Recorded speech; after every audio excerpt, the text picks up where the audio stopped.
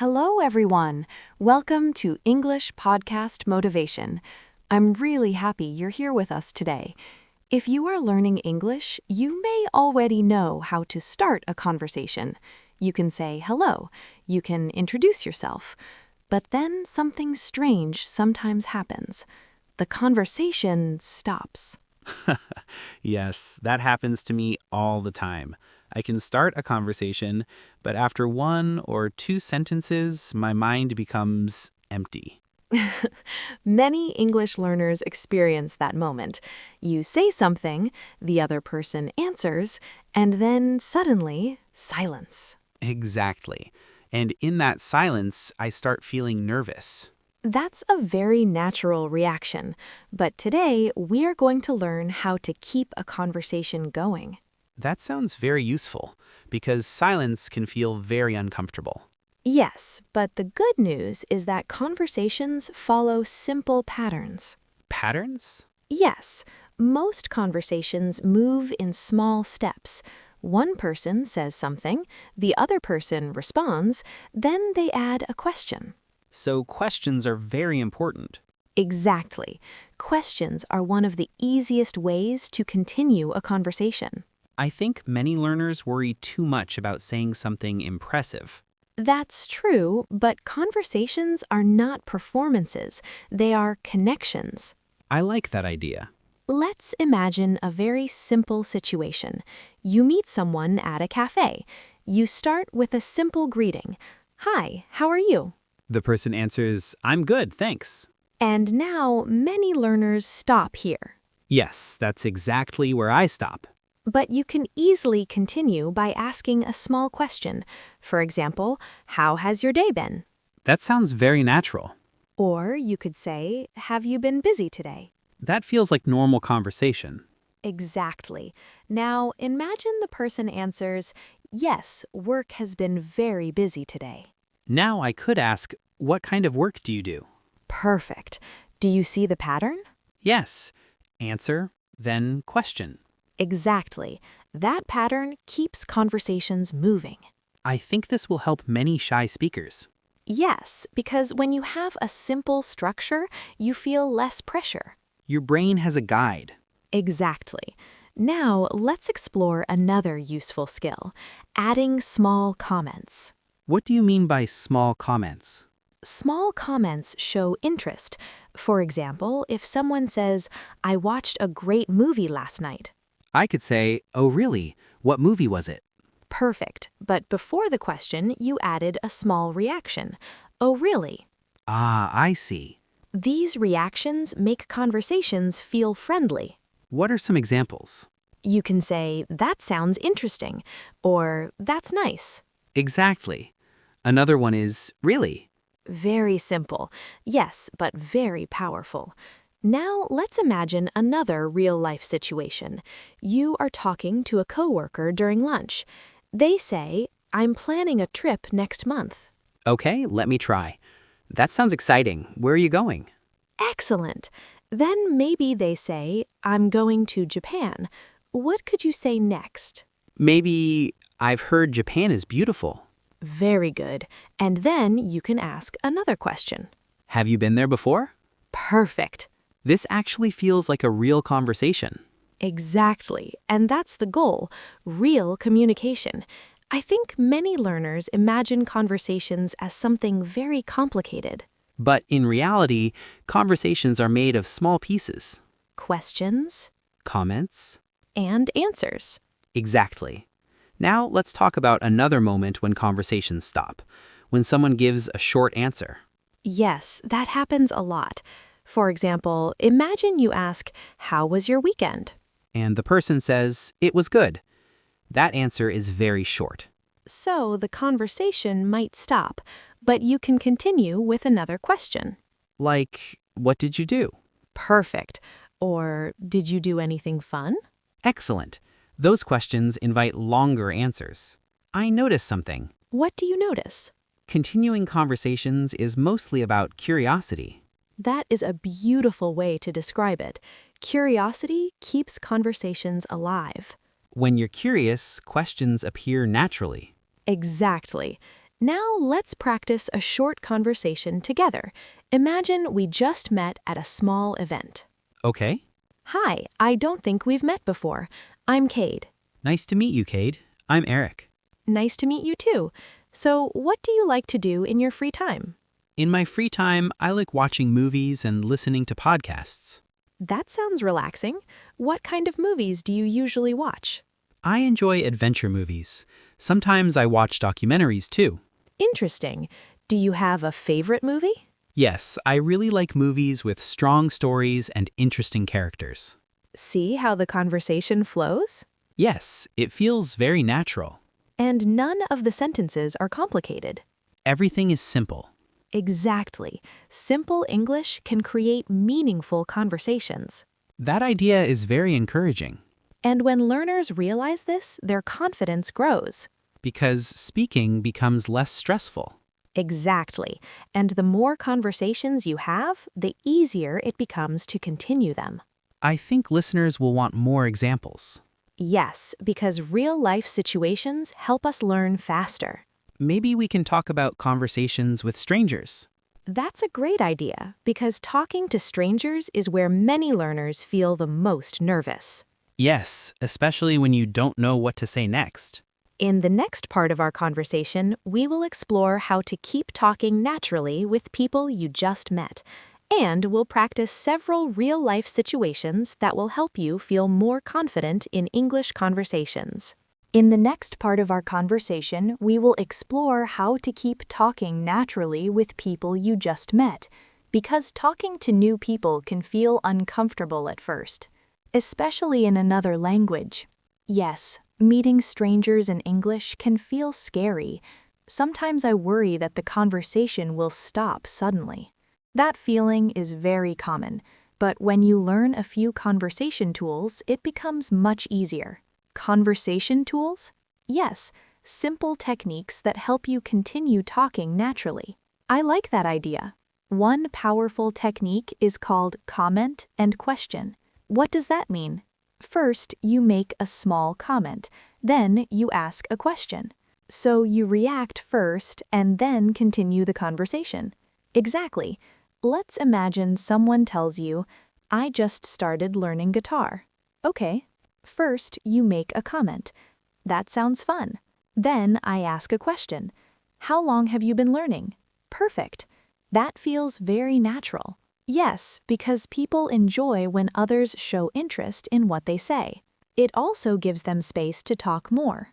Exactly. Now, let's try another example.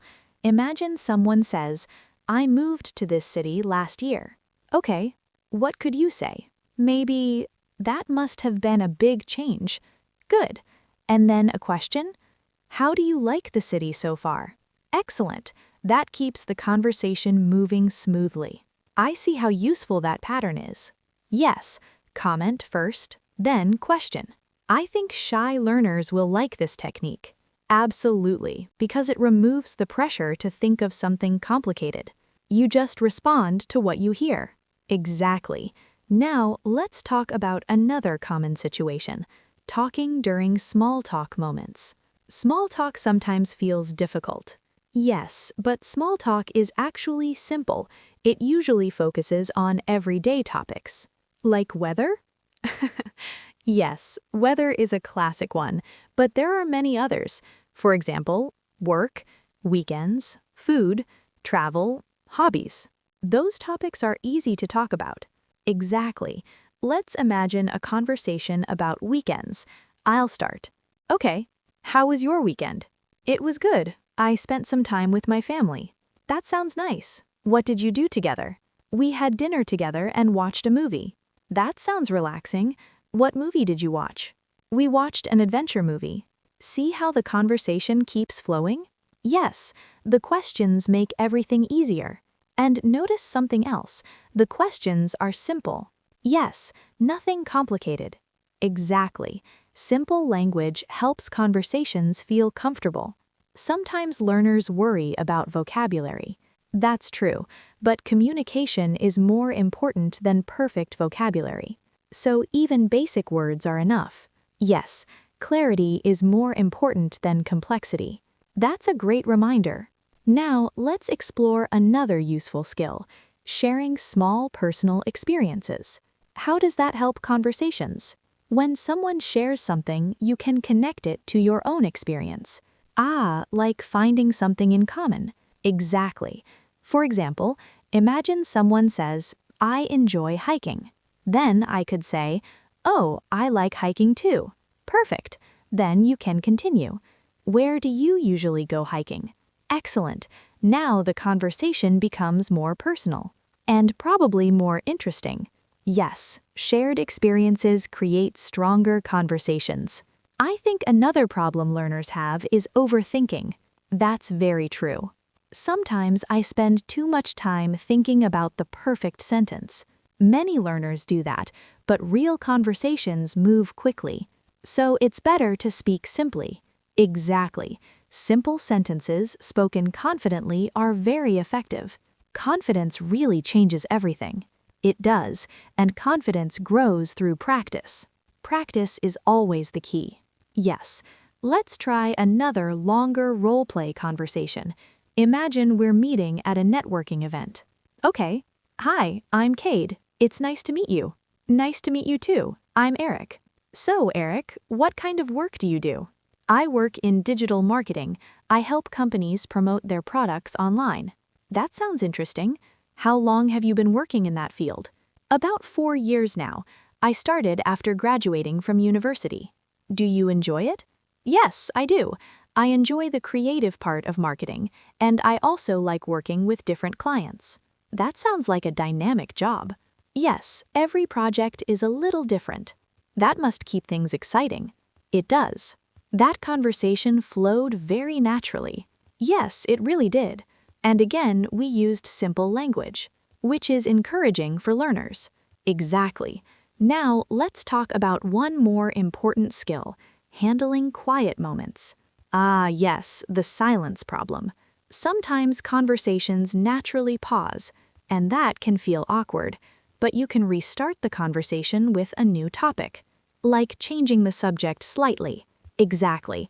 For example, you could say, "By the way, have you traveled anywhere recently?" That opens a new direction. Yes. Or you could ask, "What do you usually do after work?" That's another good topic. These simple questions help restart conversations. So silence is not the end. Exactly, it's just a small pause. That makes conversations feel less stressful. Yes, when you accept that pauses are normal, you relax more, and relaxed speakers communicate better. Very true. Now, something interesting happens when learners practice these techniques regularly. What happens? Conversations begin to feel more natural, instead of stressful. Exactly, and learners start noticing something surprising. What is that? They realize they are having longer conversations in English than before. That must feel amazing. It really does, because those longer conversations show real progress. I think many listeners want to reach that stage. And they can, with practice and patience. I would love to practice a longer conversation. That's exactly what we will do next. Great! In the final part of our episode, we will practice a full, natural conversation, and we will talk about how learners can turn small conversations into meaningful connections in English. That sounds like a great way to finish the episode. Because when learners practice full conversations, something important happens. They begin to trust their English more. Trust their English? Yes. Instead of thinking, "My English is not good enough," they start thinking, "I can communicate." That mindset change is powerful. It really is. Language learning is not only about vocabulary and grammar, it is also about confidence. And confidence grows through real conversations. Exactly. Now, let's imagine a longer, natural conversation between two people meeting for the first time. This will show how simple questions and comments can create a comfortable discussion. Okay, I'm ready. Hi, I don't think we've met before. I'm Cade. Nice to meet you, Cade. I'm Eric. Nice to meet you too, Eric. So, how did you hear about this event? A friend told me about it. He said it would be a good place to meet new people. That's nice. Is this your first time coming here? Yes, it is. I was a little nervous at first, but everyone seems friendly. I understand that feeling. Meeting new people can be a little uncomfortable sometimes. Yes, especially when speaking another language. That's true, but you're doing great. So, what do you usually do in your free time? I enjoy watching movies and listening to podcasts. Sometimes I go for walks in the evening. That sounds relaxing. What kind of podcasts do you like? Mostly educational podcasts. I like learning new things. That's wonderful. Learning can be very enjoyable when the topic is interesting. Exactly. What about you? What do you like to do in your free time? I enjoy reading books and traveling. I love visiting new places and learning about different cultures. Traveling sounds exciting. Do you travel often? I try to travel a few times each year. Even short trips can be refreshing. I agree. A change of environment can be very inspiring. See how naturally that conversation moves? Yes, the questions and comments keep everything flowing. Exactly. And notice something important. Neither person is speaking for a long time. The conversation moves back and forth. That's the rhythm of communication. One person shares something, The other person responds. then asks another question. Exactly. Now let's talk about something important for shy learners, being comfortable with simple English. Yes, many learners think they must sound advanced, But simple language is often the clearest. and clarity is the goal. Exactly. You do not need perfect grammar to have a meaningful conversation. You just need to communicate your ideas. Yes, and when you speak with a calm and friendly attitude, people respond positively. That makes conversations easier. Now let's imagine another short situation. You meet someone at a cafe while waiting for coffee. Okay. You could say, "Hi, it seems busy today." Then the person might say, yes, it's very busy this morning. And you could continue with, "Do you come here often?" That feels like natural small talk. Exactly. And sometimes small talk leads to interesting conversations. I like that idea. Small conversations can become meaningful connections. Yes, and every conversation is practice. Even short ones? Especially short ones. They help build confidence little by little. I remember when speaking English felt very stressful. Many learners feel that way at the beginning. But now I see that conversations are simply exchanges between people. Exactly. They are not tests. They are not performances. They are connections. That perspective changes everything. And if you are listening today and sometimes feel nervous speaking English, remember this. Every confident English speaker once started as a beginner. Everyone starts somewhere. Yes, and progress happens step by step, conversation by conversation. I think listeners will feel encouraged hearing that. I hope so, because learning a language is a journey, and every step forward is something to celebrate. Even small steps. Especially small steps. They create long-term progress. Before we finish today, maybe we can give our listeners a small speaking challenge. That's a wonderful idea. What should they try? Today, try to continue one conversation with an extra question. Just one extra question? Yes, if someone says something, respond with a comment and a question. For example, that sounds interesting. How did you start doing that? Exactly. Simple curiosity keeps conversations alive. And the more we practice, the more natural it becomes. Yes.